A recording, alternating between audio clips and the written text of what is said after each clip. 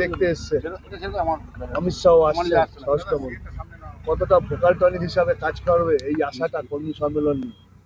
দেখুন, ইলেকশন একদম সামনে দোরগোড়ায় চলে এসছে এবং আমাদের ইলেকশন বলুন বা সারাক্ষণ বলুন, কোনো না কোনো কার্যকর্তাদের উৎসাহ দিতে, বুস্ট আপ করতে আমাদের অমিত শাহজি মাঝে মাঝেই আসেন এই বাংলায়, বিশেষভাবে দেখেন।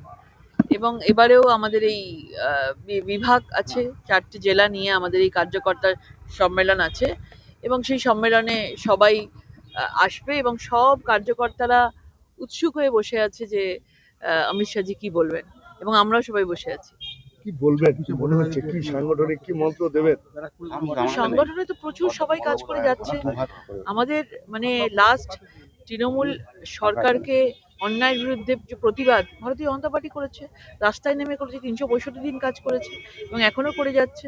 এবং অমিত শাহজি মাঝে মাঝেই আসেন এবং মাঝে মাঝেই আমাদের কার্যকর্তাদের সেই মার্গদর্শন করিয়ে যান, সেই পথ দেখান এবং যেভাবে বলবেন আমরা সেই পথেই চলবো। আমরা শিল্পাঞ্চলের জন্য কোনো বার্তা আছে? নিশ্চয়ই। দেখুন, ভারতীয় জনতা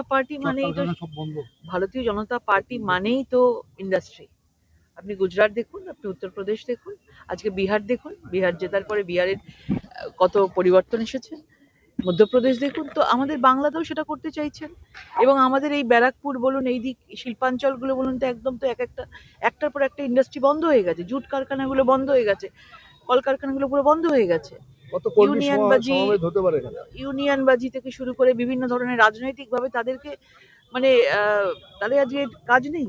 এবং এইসব জায়গাগুলোতে আমরা চাই যে ভারতীয় জনতা পার্টি, আমরা বারবারই বলেছি, সরকার এলেই তবে আমরা এগুলো করতে পারবো। উত্তর চব্বিশ পরগনার একটা মেইন জায়গা হচ্ছে ব্যারাকপুর, আরো 3টে জেলা আসছে, কোন কোন জেলা আসবে এখানে? এখানে বারাসাত, বনগাঁ, বসিরহাট। একসময় এখানে দখলে ছিল আপনাদের, বনগাঁও দখলে আছে কিছুটা বিধানসভা। বলছি, কি মনে হয় এবার কি এই অমিত শাহতে আসাতে কিছু ভোকাল টনিক হিসাবে, অক্সিজেন হিসাবে, বাড়তি না, অক্সিজেন হিসাবে? অমিত শাহজি আসাতে হবে এরকম কিছু নেই, উনি সবসময়তেই আসেন এবং আমাদের বিধায়ক যারা রয়েছেন, আমাদের কার্যকর্তারা যারা রয়েছেন, তারা মানে তাদের সেই উৎসাহ রয়েছে, সেই উদ্দীপনা রয়েছে এবং আমরা নিশ্চিত যে এবারে মানুষ একদম রেডি আছে। 2021-এর তুলনায় 2026-এ মানুষ অনেক বেশি রেডি এবং দেখছেন বিভিন্ন জায়গায় মন্ত্রীরা যাচ্ছে, তাদেরকে গো ব্যাক স্লোগান দেওয়া হচ্ছে। মানুষ একদম সেই ভয়টা মানুষের চলে গেছে। আজকে আপনার আশাটা আজকে আসা যে আমাদের সব ব্যবস্থাপনা চলছে, সেই জন্যই আসা, দেখভাল করে। দেখভাল করছে।